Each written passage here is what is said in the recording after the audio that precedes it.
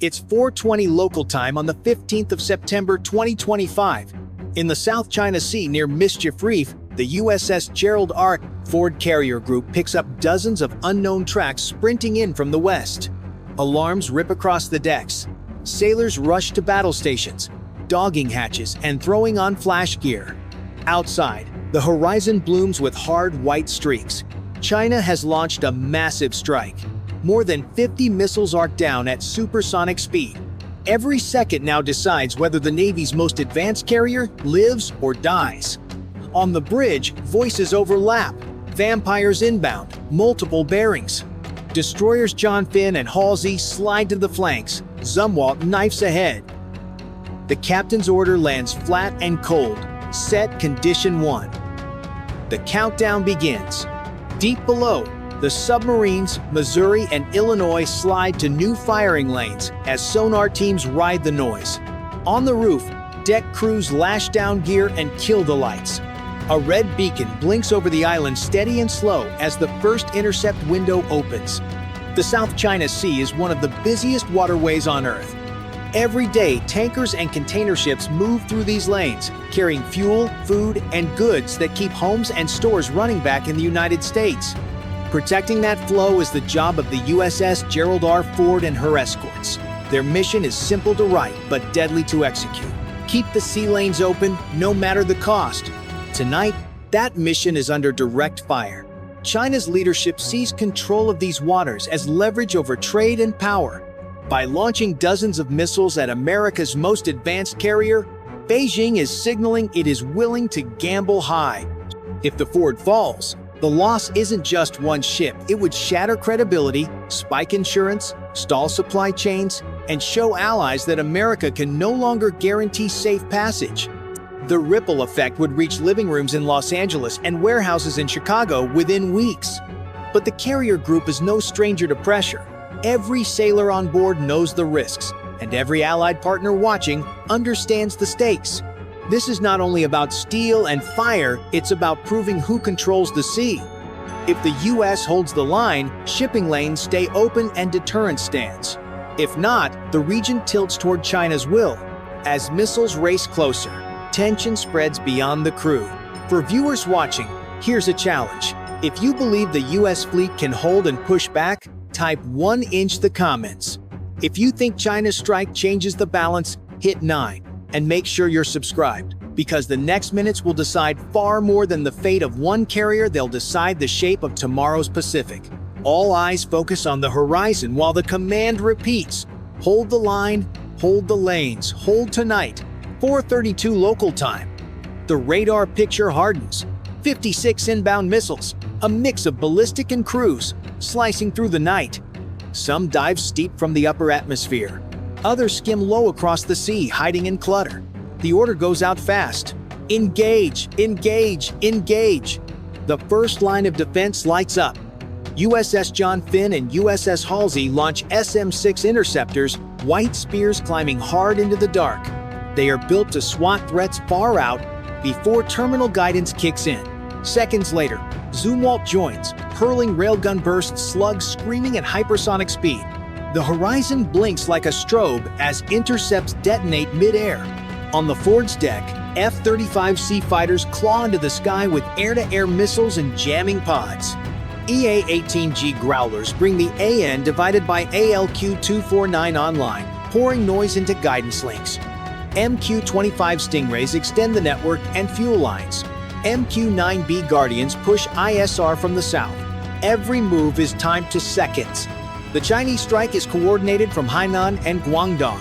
Bombers feed updates, coastal radars and SAMs paint the battle space. 20 DF-21D ballistic missiles plunge from high arcs, meant to smash the carrier with raw kinetic force. 36 CJ-10 cruise missiles run low to gut the escorts. But the US formation holds its shape. SM-6 seconds tear upward. Explosions ripple across the horizon. Bulkheads shiver. Sailors grip consoles. Eyes fixed on red icons that flicker, fade, and reappear. Each miss cuts survival time. By 4:38, the battle locks into a brutal rhythm. Detect, fire, reload, fire again. Escorts layer defenses, SM-6 for reach. ESSM for the mid-tier, RAM and a high-energy laser for close engagements. High above, a pair of INGAD fighters hold silent cover, feeding, targeting cues and guarding the air picture. Strike options queue but stay on safe. B-2 and B-21 prepare to hit launch sites when the sky clears. Tomahawk Block 5 routes are loaded aboard the escorts, deconflicted and cold. The carrier group is all shield, now jets jamming, ships firing, drones relaying salvo by salvo, second by second. The horizon glows with burning fragments. Yet for every missile destroyed, another breaks through the cloud. The math is harsh. 50, 6 came in, and no shield is perfect. The only question is simple and terrifying: how many will leak through, and where they will land. 4:42 local time. The radar picture shifts again, another wave. Closer, faster. Several missiles survive the outer intercepts. They break formation, splitting into unpredictable angles. The carrier group pivots hard to adjust. Orders fire across comms. Shift bearing, reduce profile, tighten the net. The Ford heels slightly, turning just enough to narrow its silhouette. Escorts realign, every ship adjusting fire arcs. The sea churns under the sudden maneuver, spray blasting the bow. This is the point where a single mistake could open the shield wide. Drones slip through the chaos. Small, fast, and low, they dive among sea clutter. Some are shot down by RAM interceptors. Others dodge, streaking toward the formation. The Zumwalt shifts power, railguns hammering round after round. The Phalanx CIWS spins, spitting streams of tungsten into the dark. Sparks scatter across the water as debris crashes into the waves. Inside combat information centers, sailors fight exhaustion and fear. Consoles flash warnings. Icons blink red, then vanish, then reappear. Every operator knows what's at stake. If even one warhead gets through, it could cripple a destroyer. Or worse, punch a hole in the carrier's flight deck. By 4:47, pressure mounts. ESSMs fire in rapid bursts. RAM launchers empty, and lasers heat the air with invisible beams. The Ford's deck crews brace as CIWS roars overhead. Explosions light up the sky. Fragments rain down like burning hail. Yet more tracks remain, each one closing the gap. Far above, INGAD fighters duel with J-20, silent shadows weaving through clouds. Their dogfights leave no tracers, only sudden flares when missiles connect. For now, neither side yields. The tension spills beyond the battle. For viewers here, the question is simple. If you think America's shield holds firm, press 1 inch the comments. If you believe China's wave will finally punch through, hit 9. And don't forget to subscribe. The fight is far from over, and the next twist will decide who owns the night. Back on the bridge, the captain grips the rail. His voice cuts calm through the storm. Stay locked, no gaps, keep firing. The horizon burns, the air shakes, and the carrier group fights for survival second by second, layer by layer. 4:55 local time. Just as the crew steadies under relentless waves, a new alert cuts through the noise. Operators shout over comms, multiple fast movers, surface skimmers. The twist is brutal. China has added a fresh layer, smaller, faster missiles launched from hidden platforms, weaving just meters above the sea. They are harder to track, harder to kill, and they are already inside the defensive perimeter. The Ford's escorts scramble to adjust. Zumwalt pivots, railguns firing at extreme angles. CIWS guns roar, spitting tungsten into the black. One drone splashes. Another missile erupts in a fireball, but 3 more push on. The group's spacing tightens, every ship overlapping fire arcs, desperate to plug holes before something slams home. On the Ford's deck, the crew feels the shift. Flight ops freeze as weapons teams race to bring every system online. Growlers jam furiously, but the low flyers cut under much of the electronic fog. The order goes out. High-energy laser, engage skimmers. A beam lashes out, burning one target mid-air. Cheers echo for a heartbeat, then die as new blips appear. By 5, the fight turns frantic. Drones dive, missiles skim, CIWS hammers non-stop. Bulkheads vibrate with the constant thunder. The captain's voice remains calm, but the tension is raw. Hold the line, this is it. Every second the odds shift. Damage control teams spread along the catwalks with hoses and foam, helmets glowing red. Magazines report counts dropping fast, and reload crews work by touch as the deck shudders under the drumbeat of CIWS. The horizon flashes again, closer this time. The crew braces. If they miss even one of these low skimmers, the next explosion won't be distant, it will be on their deck. 5:10 local time. The last wave closes in low, fast, unstoppable. The defensive net is thin, launchers nearly empty, reload crews drenched in sweat. Every console blares, every gun crew locked in. The captain's order is cold. Final defense, no misses. The escorts blaze. ESSM streak, Ram spit fire, lasers cut invisible beams through the night, but too many missiles remain. The CIWS on John Finn thunders, tracers pouring into the dark. One missile explodes, then another, but two more streak through. The destroyer heals as fragments pepper her deck, but she stays in the fight. Zumwalt hammers with railguns, firing at near point-blank range. Slugs crack the night, smashing skimmers into clouds of spray. Still, gaps open. The Ford herself takes the burden. Phalanx turrets roar, each burst a last-second gamble. The flight deck rattles, sparks rain across tied-down jets. Below, magazines report critical lows. Crews know they are firing their last layers. 5:14. A missile punches through the chaos, racing for the carrier's island. CIWS catches it at the last-second detonation blossoms yards away. Shockwaves slamming bulkheads. Alarms echo, smoke, and sparks shower compartments. Yet the ship still floats, still fights. Above, NGAD fighters clash with J-20.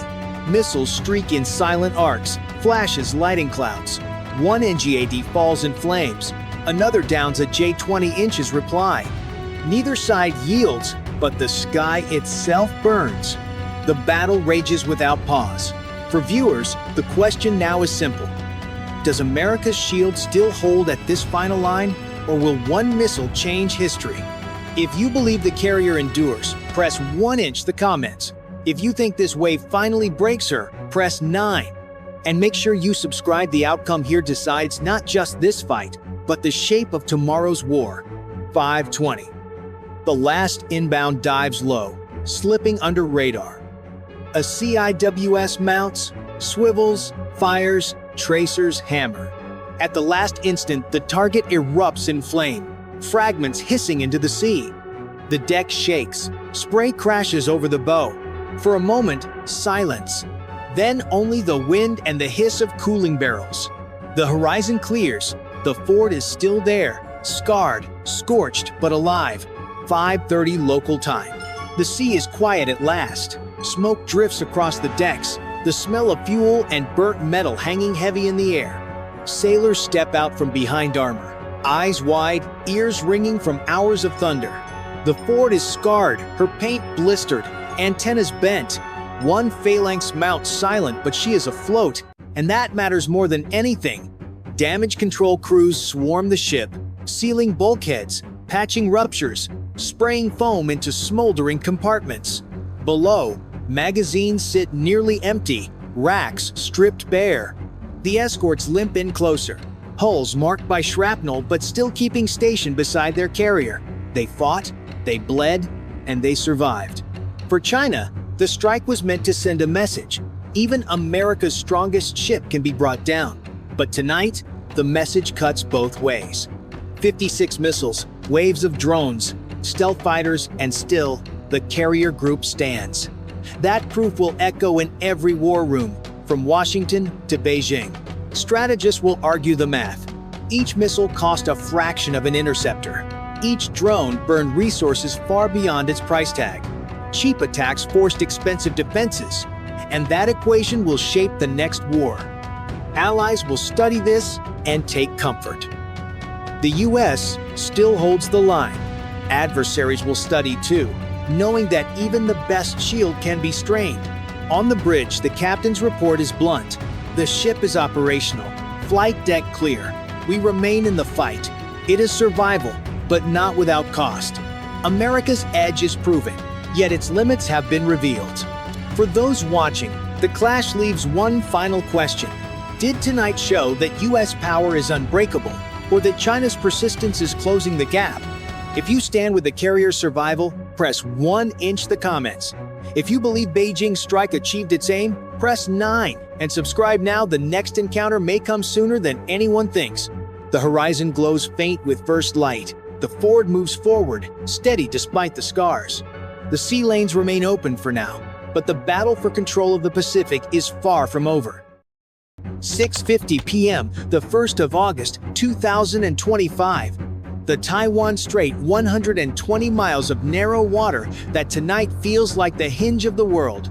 It is the artery feeding East Asia's factories and the West's wallets. Semiconductors breathing life into your phone and laptop, servers driving trades on Wall Street, and tankers hauling the oil that keeps commutes moving.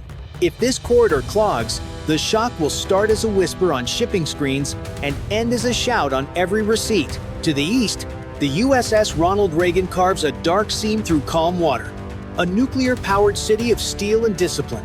On deck, F-135. Stealth fighters and F-A-118 Super Hornets squat like coiled springs, canopies reflecting the last band of dusk. Around her, Arleigh Burke-class destroyers keep station, their SPY radars peering far past the horizon.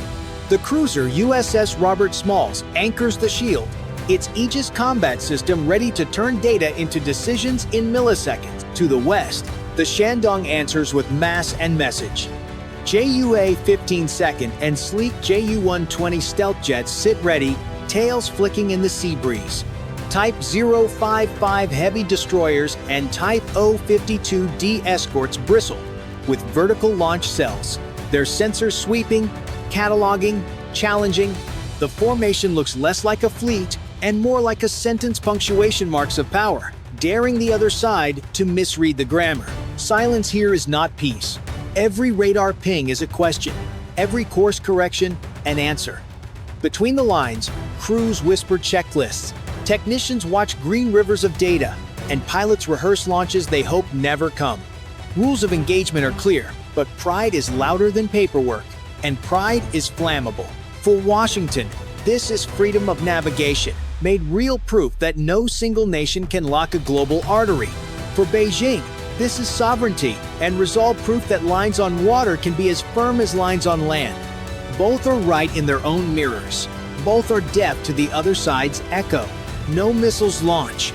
No jets cross the point of no return.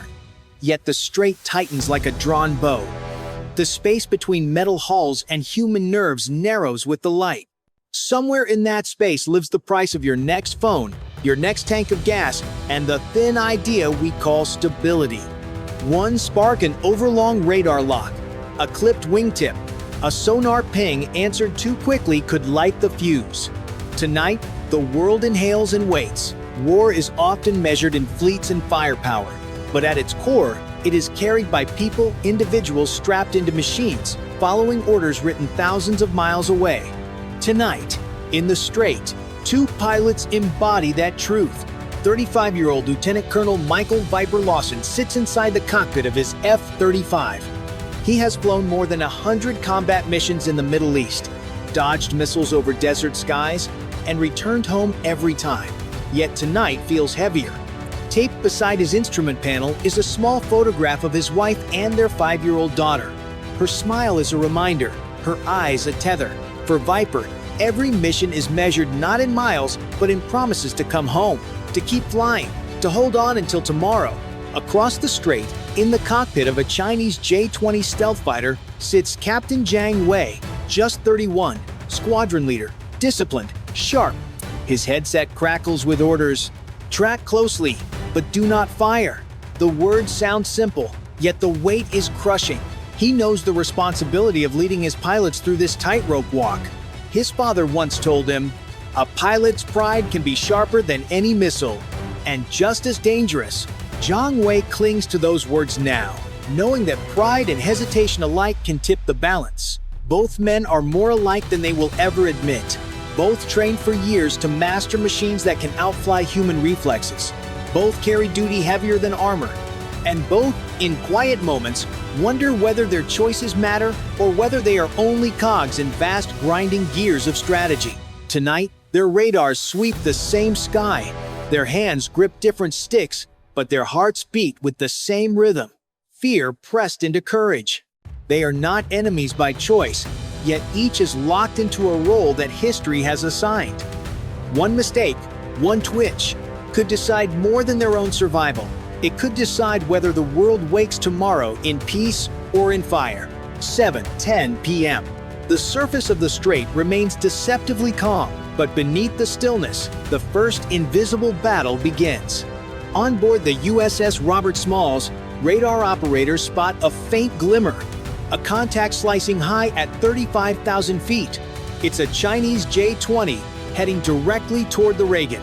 Inside his cockpit, Viper hears the sharp beep-beep of his threat warning system.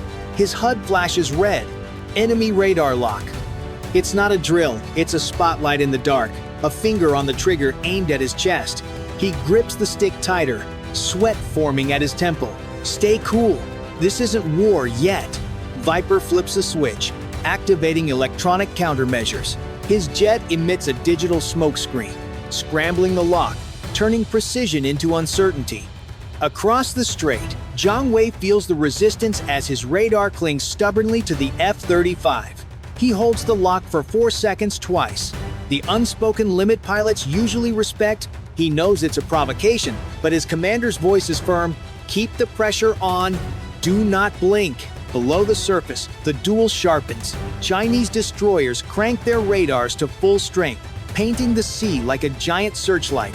The U.S.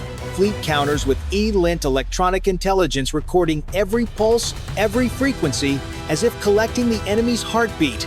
The ocean becomes an invisible chessboard of signals, each side pushing, probing, daring the other to reveal weakness. On the Reagan's bridge, the order is calm but sharp. Hold formation, no firing, prep missiles just in case. Destroyers slide into an arc around the carrier, their steel hulls forming a shield. Yet the shield flickers as Chinese jamming floods the airwaves. Ghost targets bloom across American screens. An officer on the Robert Smalls yells, "We've got a dozen new contacts, real or fake." The line between reality and illusion blurs. Then, from the deep, a chilling sound, ping. A sonar pulse, deliberate and close. A Chinese-type O-39C submarine is lurking within striking distance of the Reagan. The sound rolls through the steel of U.S. ships like a predator's knock at the door. Submarine crews exchange tense glances. One wrong interpretation of that ping, one overreaction, and torpedoes could fill the water within seconds. In less than 20 minutes, the strait transforms into a maze of radar locks, electronic shadows, and underwater predators. Every second stretches thin. Every decision feels like a coin toss between restraint and catastrophe. And here's the impossible question. If you were standing at the edge of this standoff, would you hold back or would you strike first? Press 1 if you think restraint wins the day, or 9 if you believe pressure must be met with force. Drop your choice in the comments. And don't forget to subscribe to follow how this showdown unfolds. 7:18 p.m. Just when the tension seems at its peak, a new wildcard enters the board. On the USS Ronald Reagan C-4 ISR screens, a freighter flying a Liberian flag emerges from the southeast, zigzagging clumsily through the waves. At first glance, it looks like a harmless civilian vessel, but its course straight into the path of the U.S. formation is anything but innocent. Officers lean over the glowing screens, frowns deepening. One growls, "That's no freighter. That's a disguise." Analysts know the tactic well. China's maritime militia, civilian-looking ships equipped with military-grade tech, blending the line between commerce and conflict. It's gray zone warfare actions aggressive enough to create chaos, but deniable enough to avoid open blame. The U.S. faces a brutal dilemma. Lock radar on the freighter, and Beijing can accuse Washington of targeting civilians, sparking a global media storm. Ignore it, and the vessel could slice into the carrier group, exposing the Reagan to jets or submarines. The ship's AIS beacon flickers unreliably, while faint encrypted transmissions betray a darker truth. This freighter is talking on military channels. Then, disaster strikes from another front. For 45 agonizing seconds, Link 16, the lifeline connecting US ships, planes, and sensors, collapses. Screens blur into chaos. Targets vanish, reappear, multiply. A cybersecurity officer shouts, "We're hacked! Patterns match Red Echo." The name sends a chill through the room. Red Echo is a PLA-linked cyber unit notorious for crippling networks. In the cockpit, Viper's HUD fills with phantom bogies. "What am I even fighting?" he mutters, switching to manual radar. A risky move in a sky filled with lies. But across the water, the Shandong suffers too. Its radar flickers, showing phantom American jets swarming where none exist. Confusion reigns on both sides. A whisper spreads among analysts. Could a third player, perhaps Russian hackers, be exploiting this crisis to sow even deeper chaos? Suddenly, the Strait isn't just a duel between two powers, it's a battlefield where unseen hands twist the strings. Now the question hangs in the air.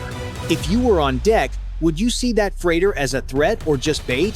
Press 1 if you'd shadow it cautiously, or 9 if you'd risk calling its bluff. Share your pick in the comments, and make sure to subscribe so you don't miss the next twist of this dangerous game. 7:25 p.m. The Strait feels smaller by the second. In his View 35, Viper hears the warning tone rise into a siren, a needle in his skull.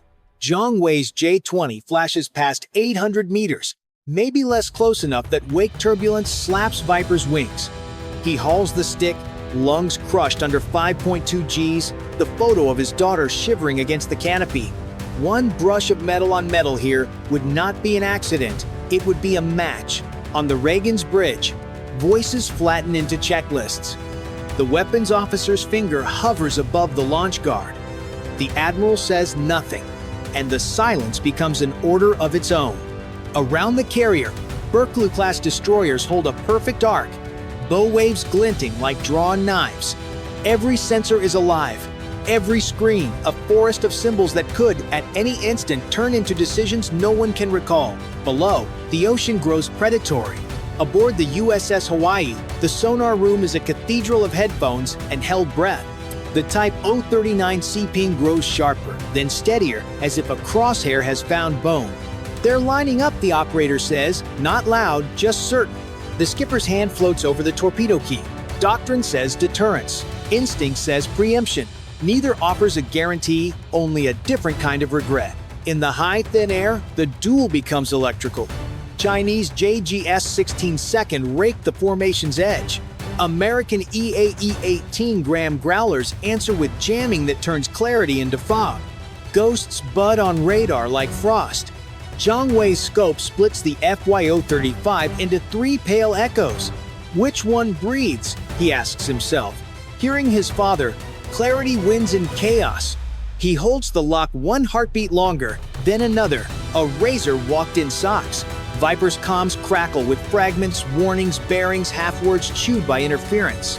He flies the jet and the noise, thumb grazing the missile selector, eyes pinned to a sky that might become shrapnel.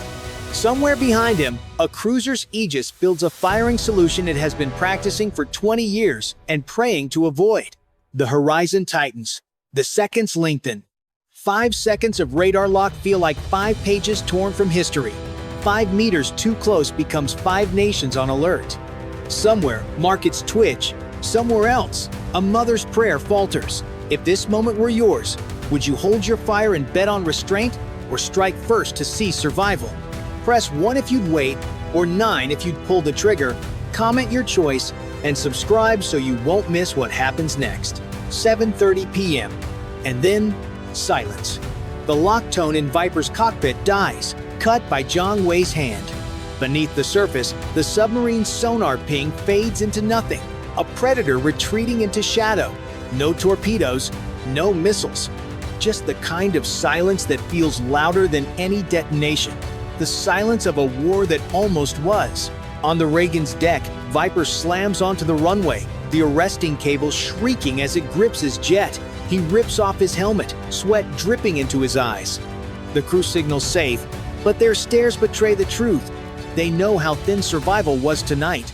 On the Shandong, Jiang Wei lowers his J-20, hands trembling as he sets the bird down. His logbook will record routine success, but his heart knows he spent minutes walking the edge of disaster. In command centers, analysts don't waste time on relief. Instead, they tear into the data: Chinese radar frequencies, sonar signatures, electronic fingerprints. To engineers, this is treasure. The seeds of stronger defenses and sharper weapons. Beijing, too, harvests lessons, cataloging F-35 tactics, U.S. jamming patterns, fleet coordination rhythms. Both sides come away armed with more than steel, they come away armed with knowledge. But outside the war rooms, the world reacts differently. By morning, shipping insurance spikes, adding millions in hidden costs to global trade. Markets in New York and Shanghai twitch nervously. Commentators call it the most dangerous 5 minutes of the century. For ordinary people, the consequences are clear. Phones may cost more, gas may climb, supply chains may shudder. The Strait has shown its truth. Conflict here is never local. Its ripples travel faster than missiles. What nearly exploded over these waters was not just a clash of navies, but the fragile fabric of a connected world. And the lesson endures. Sometimes the greatest victories are invisible. The war's not fought, the missiles not fired, the restraint that saves millions who never even know how close they stood to the edge.